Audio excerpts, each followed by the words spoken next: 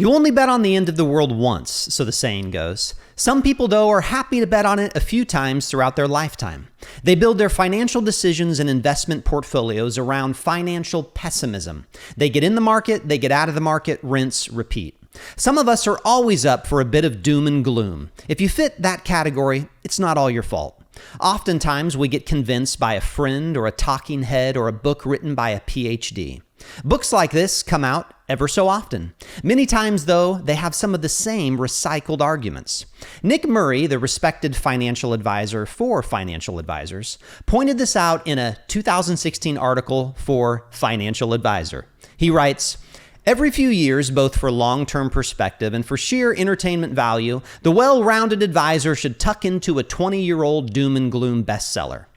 My very favorite, for brevity, for clarity, and because you can turn on Fox News right now and see an ad for gold that makes the exact same argument word for word, is Bankruptcy 1995, The Coming Collapse of America and How to Stop It by one Harry E. Figge Jr. and Gerald J. Swanson, Ph.D. The book's argument synopsized, the 1992 federal deficit at $400 billion and the national debt at $4 trillion were growing at hockey stick exponents. On current trends, interest on the debt would consume all personal and corporate tax revenues in 1997, but even before that, the Fed would have to start printing money to buy increasing amounts of the federal debt, attempting to inflate the government's way out of the deepening abyss. Result, the world would flee treasury debt, a firestorm of hyperinflation would then break out, and a cataclysmic depression unlike anything ever experienced would come upon the land. It would be the end of economic life in the United States as we have known it. Sound familiar? Sounds like a book that could come out this year.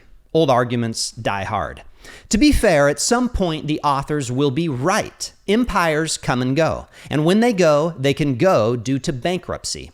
Bubbles also pop. We've seen some big ones explode since that book was written. Debt is a serious problem. It's breathtakingly higher now than it was then. Inflation sucks. We've had quite a dose of that lately. Go down the list. The kinds of warnings authors like this give matter. If Murray's summary is correct, though, investors in American companies should point out this obvious fact. The authors were wrong. Don't get me wrong, though. I am not saying the principles they asserted won't ever be right.